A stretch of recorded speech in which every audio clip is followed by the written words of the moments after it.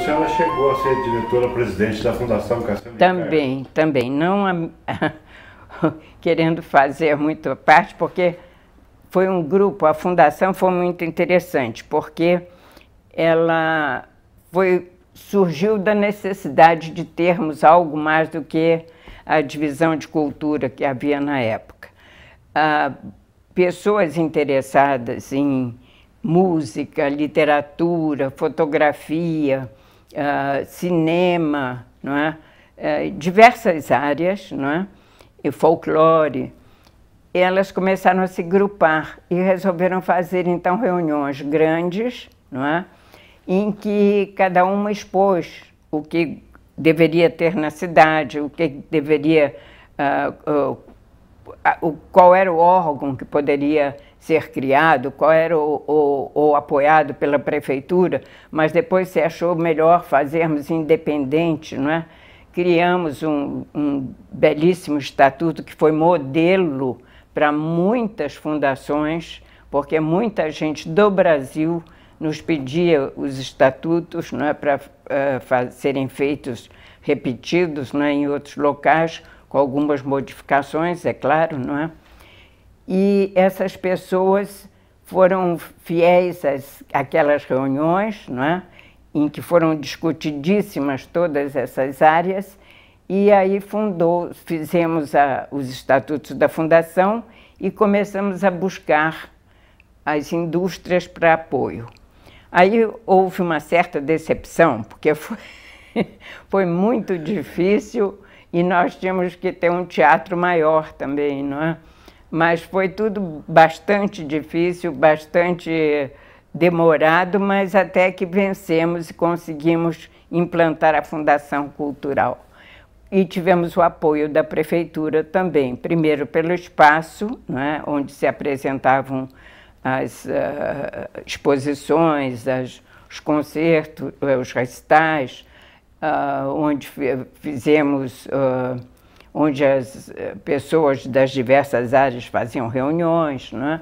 Então a prefeitura deu um bom apoio. Mas as indústrias colaboravam sempre muito pouco, não naquilo que naquela ideia que nós tínhamos antes, que elas iriam adotar ou comprar nossas ideias, e não foi bem assim. Algumas nos ajudaram, a Kodak nos ajudou, a GM, alguma coisa, mas tinha já começando Fórmula 1, não é? Então não se prestava muito GM, a Ericsson. A Ericsson até nos deu 2 containers para que nós montássemos. Na minha época foram montados palcos em 2 containers, porque aí eles se deslocavam, não é? Para diversas... para aqui, para as imediações da cidade, que estava crescendo, não é? Bastante. E foi muito interessante. Levávamos para escolas, não é? Levávamos para praças, usamos a Igreja São Benedito, cedida pelo Padre João, não é? Que foi muito interessante, que ele não era ele, mas era a curia, mas, em todo caso, foi na época do Padre João, que era uma pessoa que trabalhou muito por São José, não é? Mas muitas outras pessoas trabalharam conosco, não é? E trabalharam pela Fundação, que foi criada a princípio para ser independente de governo, não é? Não um órgão governamental, mas no final agora acabou dessa forma que está hoje. Mas interessante foi quando houve o interesse da prefeitura, não é? Que se continuaria ou não apoiando a Fundação, e foi no tempo do Bevilacqua, e ele queria acabar com a Fundação, não dava lucros, só dava despesas, né? E eram tão poucas as despesas na ocasião, não era nada, né? Inclusive, eu diminuí bem o número de funcionários para poder ficar dentro de um orçamento muito limitado. E ele disse, Yolanda, vamos fechar. E eu pedi a ele. Eu disse, olha, foi um empenho tão grande da população, um interesse tão grande, que eu estou pedindo ao senhor que me dê uma oportunidade para não decepcionar os amigos todos, não é? Já que eu estou à frente, me dê 6 meses para que o senhor resolva dentro desses 6 próximos meses, se continua a fundação ou se termina a fundação. E ele concedeu, e até hoje está aí a fundação. Não é? Então eu acho que valeu a pena.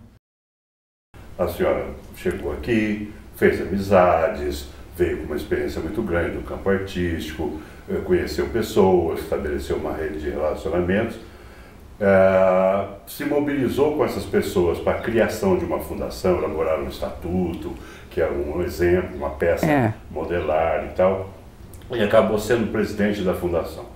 Eu quero que a senhora me diga, primeiro, quais foram os projetos, alguns projetos ou atividades típicos da sua gestão na fundação que foram mais expressivos ou que continuaram, e quais, em contraposição, quais foram as dificuldades que a senhora achou? Nós fizemos bons cursos de fotografia, nós fizemos boas exposições, nós fizemos a parte de folclore, que a Ângela conhecia bastante, e ela se interessou muito, e até hoje a Ângela é a única do grupo, daquele grupo inicial, que continua perseverando, dando tudo dela para que esse Museu de Folclore funcione como funciona maravilhosamente bem, e que tem sempre exposições novas, e tem a parte toda de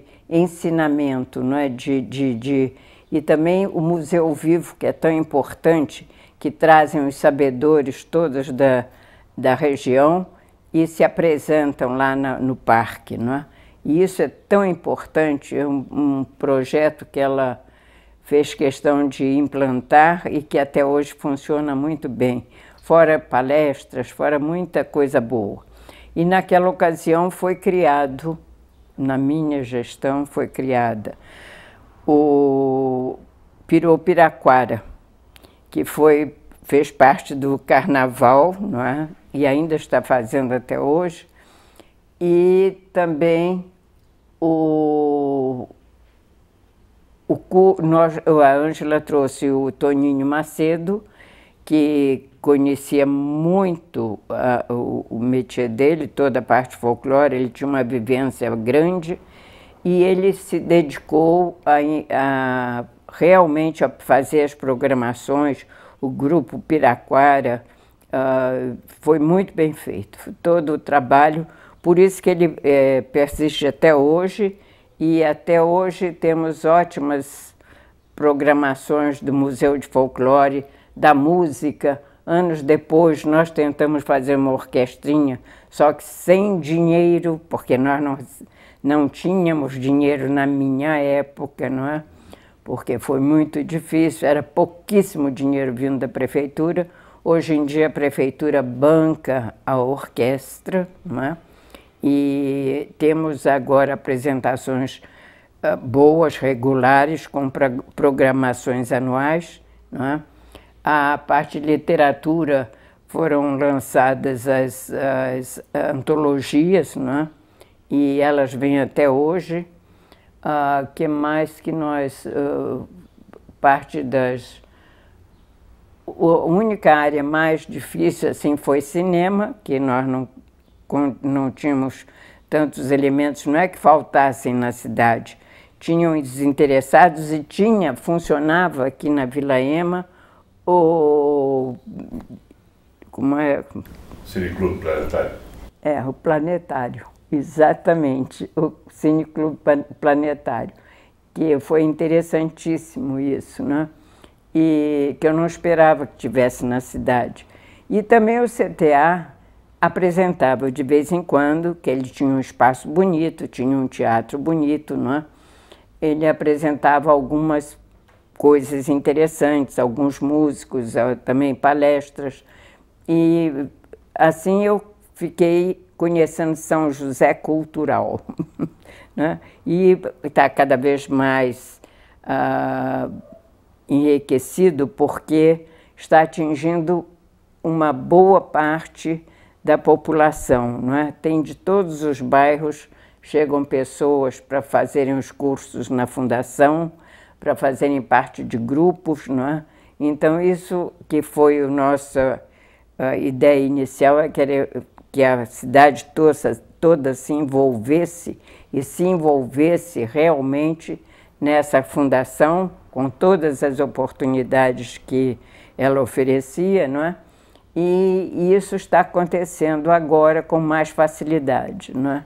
Então, eu ia fazer a seguinte pergunta, que acho que você já entrou nesse assunto, mas é interessante.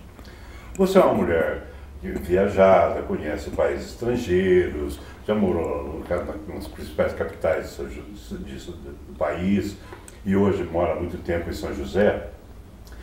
No mundo moderno, no contexto atual do mundo, como é que a senhora vê São José, né? Se é uma cidade progressista, se é uma cidade de expressão, e como é que a senhora vê a política pública cultural de São José nesse contexto atual? É positiva? É positiva, mas nós havíamos combinado de não falarmos de política, mas é positiva, isso eu posso dizer. Ok.